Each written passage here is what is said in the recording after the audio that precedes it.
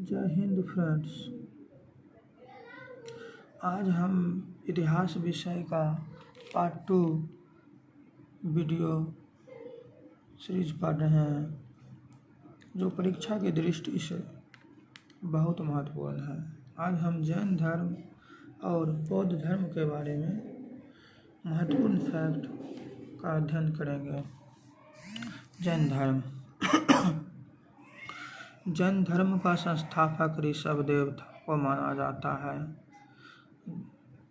जो पहले जैन तीर्थकर थे। जैन धर्म में 24 तीर्थकर हुए हैं। 24वां तीर्थकर का नाम महावीर स्वामी है, जिसे वास्तविक जैन धर्म का संस्थापक भी माना जाता है। महावीर स्वामी का जन्म वैशाली, जो बिहार का एक जिला है, कुंडल ग्राम में हुआ था, जो बज्जी संघ का गणतंत्र था। 540 ईसा पूर्व में महावीर स्वामी का जन्म हुआ। बचपन में इसका नाम वर्धमान था। इस महावीर स्वामी का पिता का नाम सिद्धार्थ था और माता का नाम त्रिशला, जो लिच्छवी नरेश चेटक की बहन थी। महावीर स्वामी को 12 वर्ष की गहन तपस्या के पश्चात जम्भी ग्राम के निकट एक नदी है ऋजुपालिका, वहीं पर सर्वोच्च ज्ञान, जिसे कैवल्य कहा जाता है, की प्राप्ति हुई।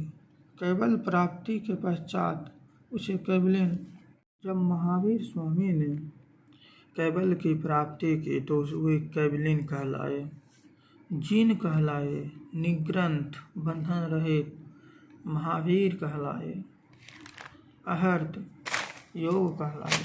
योग 72 वर्ष की आयु में 468 ईसा पूर्व में महावीर स्वामी का परिनिर्वाण हो गया, जो राजगिरी के समीप पावापुरी के निकट है। राजगिरी के समीप जैन धर्म 2 पंथों में बटा हुआ था, श्वेतांबर और दिगंबर। श्वेतांबर कहा जाता था श्वेत वस्त्र जो धारण करता है, दिगंबर जो वस्त्र का परित्याग कर देता है, मतलब पूरा नेचुरल लग रहा।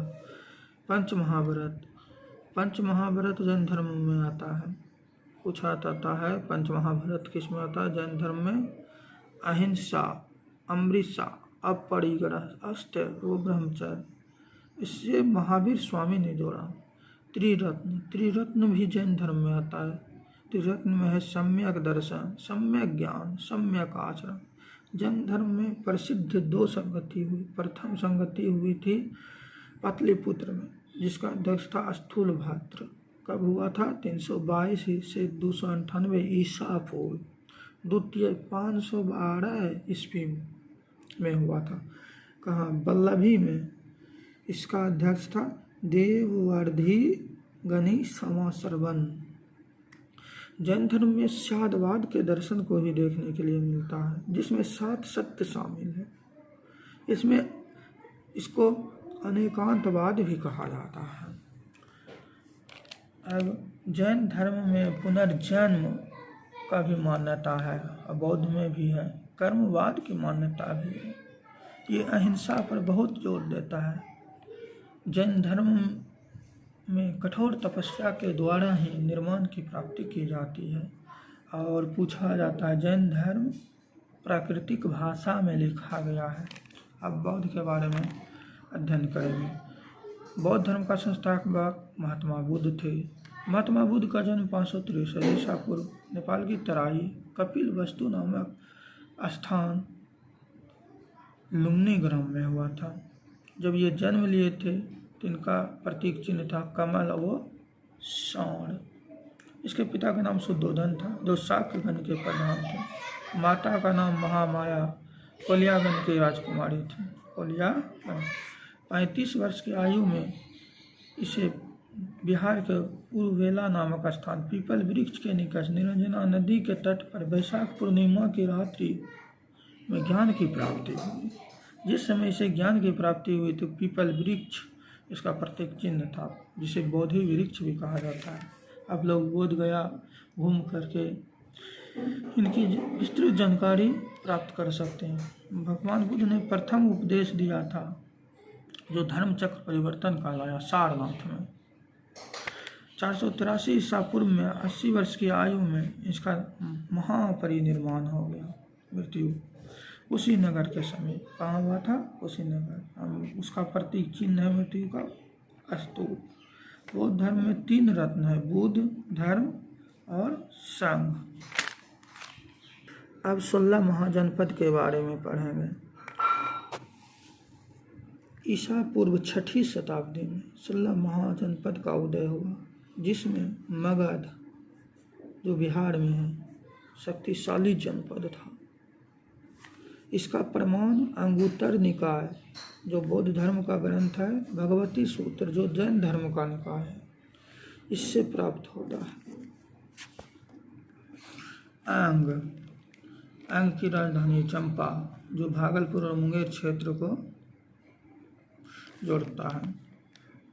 आधुनिक स्थल मगध का गिरिब्रिज राजगिरी। पटना और गया बिहार, ये दोनों बिहार में है। काशी का वाराणसी उत्तर प्रदेश। कौशल का श्रावस्ती, फैजाबाद। अवंती उज्जैन महिष्मती मध्य प्रदेश मालवा में। मल्ल का कुशावती देवरिया उत्तर प्रदेश। पंचाल का अहिच्छ फर्रुखाबाद। चेदी का सुक्तिमती बुंदेलखंड राजस्थान। कुरु का इंद्रप्रस्थ दिल्ली का क्षेत्र है। मत्स्य का विराटनगर। गंधार का तक्षशिला जो अभी रावलपिंडी पाकिस्तान में। ये सब महत्वपूर्ण है। प्राचीन मगध के राजवंश। प्राचीन मगध जो बिहार के क्षेत्र में स्थित है, मगध गिरिब्रज राजधानी था, राजगिरी पटना गया का क्षेत्र। तो इसमें हर्यक वंश आया 544 से 412 ईसा पूर्व। शिशुनाग वंश आया 412 से 344 ईसा पूर्व। फिर नंद वंश आया 344 से 322 ईसा पूर्व। फिर मौर्य वंश आ गया, घनानंद को हरा के मौर्य ने चाणक्य के नेतृत्व में मगध पर अधिकार जमा लिया। तो हर्यक वंश में बिंबिसार था प्रथम शक्तिशाली राजा। कौन था? बिंबिसार। ये तो राजधानी गिरिब्रज थी, राजगिरी। बिंबिसार का पुत्र हुआ अजातशत्रु जो अपने पिता की हत्या करके शासन लिया। और ये उस समय पाटलिपुत्र उसके बाद राजधानी हो गया। और उसके बाद बिंबिसार का राजवैद्य का नाम जीवक था। अजातशत्रु के समय ही प्रथम बौद्ध संगति हुआ था, जो पहले हम पढ़ चुके हैं।